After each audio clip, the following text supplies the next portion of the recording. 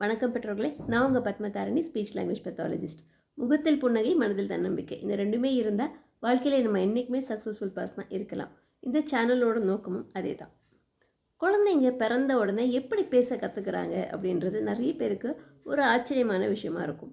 இப்போ சில குழந்தைங்க நல்லா பேசுகிறத பார்த்தா நமக்கே தோணும், எப்படி இவன் பேச கற்றுக்கிட்டான்னு தெரியலையே, இப்போ தான் பேச ஆரம்பித்த மாதிரி இருக்குது, அவ்வளோ பேசுகிறான் அப்படின்னு நினைப்போம்.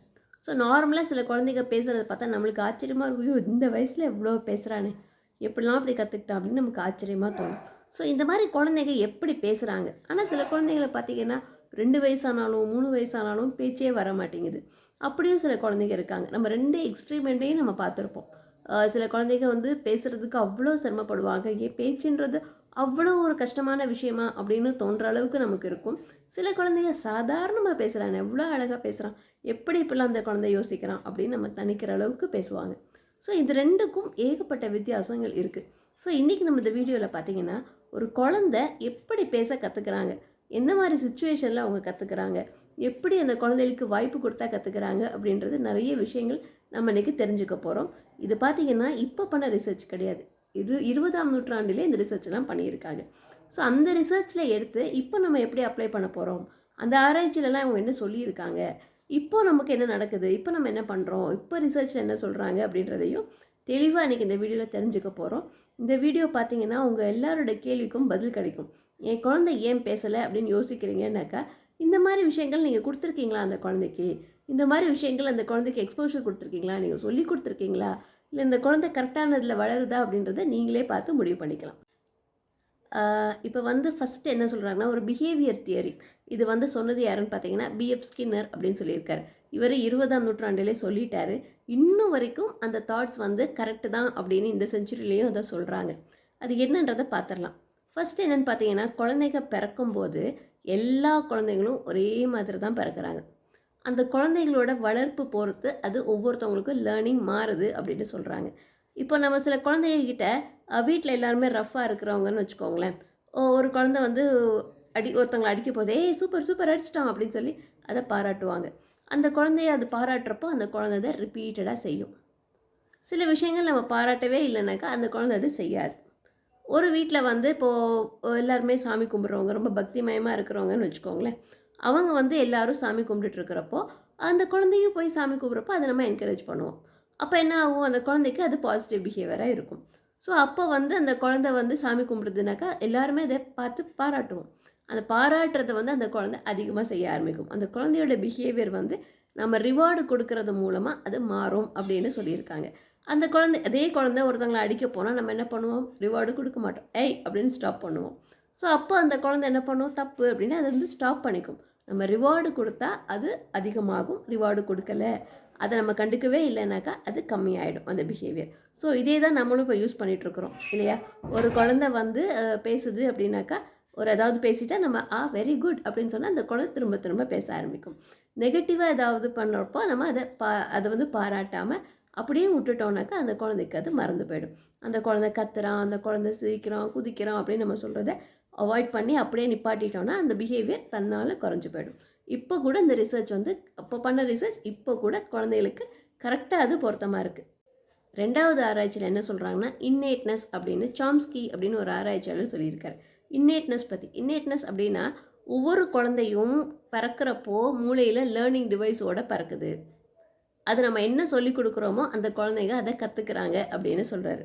இப்போ வந்து என்ன தான் நம்ம சிச்சுவேஷன்னு சொன்னாலும் சரி, என்ன தான் நம்ம கரெக்டாக அந்த குழந்தை ஃபேமிலியோட இது பேக்ரவுண்டு, இப்போ குழந்தை வளர்ப்பு எல்லாமே நம்ம கரெக்டாக செஞ்சாலும் அந்த குழந்தைக்கு அப்படின்னு ஒரு இன்னேட் எபிலிட்டி அந்த குழந்தைக்கு இருக்கும். அந்த குழந்தையாக நினச்சி உட்காந்து பேச கற்றுக்கிட்டால் தான் பேச முடியும். நம்ம என்ன தான் ஃபோர்ஸ் பண்ணி அந்த குழந்தைய கற்றுக்கோ கற்றுக்கோ கற்றுக்கோ அப்படின்னு சொன்னாலும் அந்த குழந்தைகளால் கற்றுக்க முடியாது. ஸோ அந்த குழந்தைக்கு லேர்னிங் டிவைஸ் உள்ளேயே பிறக்கும் போதே இருக்குது. அதை பொறுத்து தான் அந்த குழந்தைங்க லேர்ன் பண்ணுறாங்க அப்படின்னு இவர் இந்த ஆராய்ச்சியில் சொல்கிறார். அது இப்போ கூட உண்மை தானே, யோசிச்சு பாருங்கள். நீங்களே பார்ப்பீங்க, நான் இப்போ ஆரம்பத்தில் இந்த வீடியோவில் சொன்னேன், ஒரு குழந்தை பேசுது ஒரு குழந்தை பேசலை அப்படின்னா அந்த குழந்தைக்குன்னு ஒரு கெப்பாசிட்டி இருக்கும். இப்போ வந்து ஒரு குழந்தை எப்போவுமே ஃபஸ்ட் ரேங்க் வாங்குது அப்படின்னாக்கா அந்த குழந்தை வந்து இந்த குழந்தைக்கு அந்த ஒரு எபிலிட்டி இருக்குது, அதனால தான் அந்த குழந்தை ஃபஸ்ட் ரேங்க் வாங்குது. இன்னொரு குழந்தை அந்த குழந்தை எபிலிட்டியை டெவலப் பண்ணிக்கிட்டால் அந்த மாதிரி வரும். ஆனால் அந்த எபிலிட்டி டெவலப் பண்ணிக்க கூட அந்த கெப்பாசிட்டி அந்த குழந்தையோட மூளையில் இருக்கணும். இருந்தால் மட்டும்தான் ஆகும். சில பேர் குழந்தைங்க பார்த்தீங்கன்னா மக்கு குழந்தைங்கன்னு முன்னாடி சொல்லுவாங்க தெரியுமா? பட் இப்போ வந்து லேர்னிங் டிசபிலிட்டி, டிஸ்லெக்ஸியா நிறைய டேர்ம்ஸ் கொடுத்துருக்கோம். முன்னாடி வந்து அந்த குழந்தை மக்கு அப்படின்னு சொல்லிடுவாங்க, கேஷுவலாக சொல்லிட்டு போவாங்க. இப்போ வந்து அந்த டேர்ம்ஸ் யூஸ் பண்ணுறது கிடையாது. அப்போ வந்து அந்த குழந்தைக்கு அந்த எபிலிட்டி இல்லை அப்படின்றது தான் அந்த இடத்துல அவங்க சொல்லியிருக்காங்க.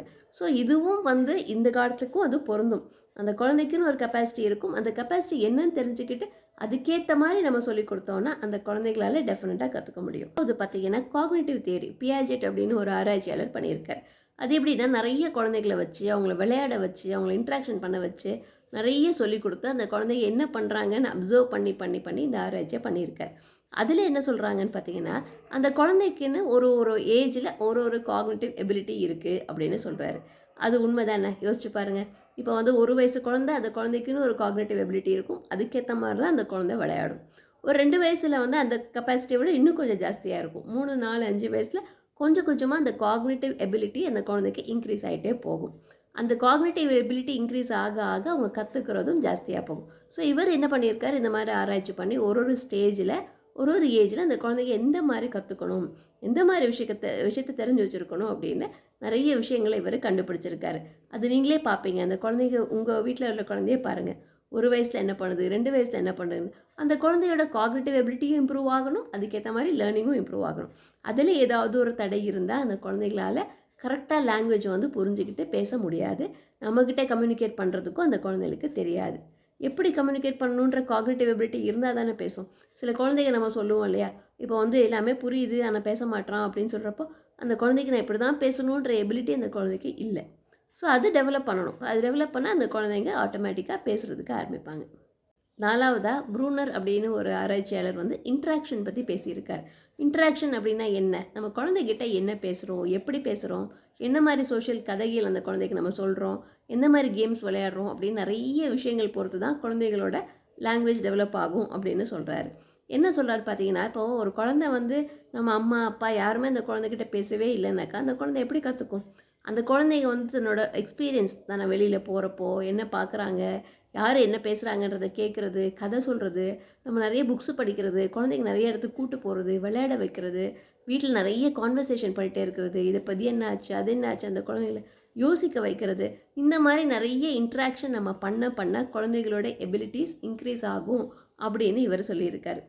ஸோ இப்போ பார்த்தீங்கன்னா நம்ம பார்த்தது எல்லாமே இந்த 4 ஸ்டடீஸுமே பார்த்தீங்கன்னா 20ஆம் நூற்றாண்டில் 20th செஞ்சுரியில் நிறைய ஆராய்ச்சியாளர்கள் செஞ்ச ரிசல்ட்ஸ், ஒரு ஆராய்ச்சியோட ரிசல்ட்ஸ் தான் இதெல்லாம். இப்போ ரீசெண்டாக பார்த்தீங்கன்னா நிறைய ஆராய்ச்சி வந்து இதில் போயிட்டே இருக்குது. இப்போ அவங்க என்ன சொல்கிறாங்க ஆராய்ச்சின்னு பார்த்தீங்கன்னா, எந்த ஒரு குழந்தைக்கு நம்ம நிறைய எக்ஸ்போஷர் கொடுக்குறோமோ, நிறைய ஆப்பர்ச்சுனிட்டிஸ் கொடுக்குறோமோ, நிறைய புக்ஸ் ரீட் பண்ணுறது, நிறைய ஸ்டோரிஸ் சொல்லிக் கொடுக்குறது, நிறைய கான்வர்சேஷன் பண்ணுறது, நிறைய பாட்டு பாடுறது, நிறைய கேம்ஸ் விளையாடுறது, நிறைய அவுட்டிங் போகிறது, இந்த நிறைய வீட்டுக்குள்ளே இருக்கிறவங்க பேசிக்கிட்டே இருக்கிறது, அப்புறம் ஸ்க்ரீன் டைமை வந்து அவாய்ட் பண்ணுறது, குழந்தைகளோட வேல்யூபிள் டைம் ஸ்பெண்ட் பண்ணுறது, இந்த மாதிரி விஷயங்கள் பண்ண பண்ண குழந்தைகளோட லாங்குவேஜ் எபிலிட்டிஸ் இன்னும் ஈஸியாக இருக்கும், ஈஸியாக லேர்ன் பண்ணுவாங்க அப்படின்றது ஆராய்ச்சியில் சொல்கிறாங்க. ஸோ குழந்தைங்க எப்படி பேச கற்றுக்குறாங்கன்னு பார்த்தீங்கன்னா இப்படி தான்.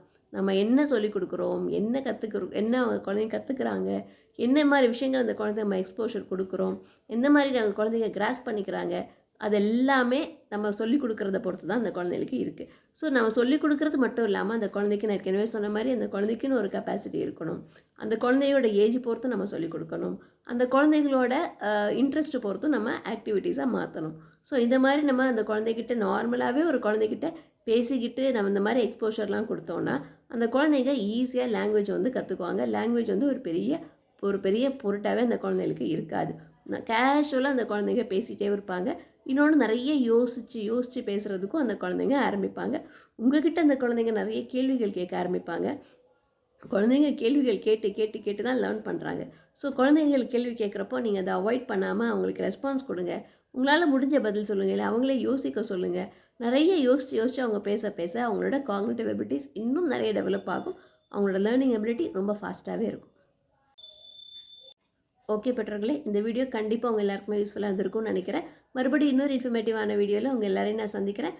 அதுவரை உங்களிடமிருந்து விடைபெறுவது உங்கள் பத்மதாரணி. நன்றி, வணக்கம்.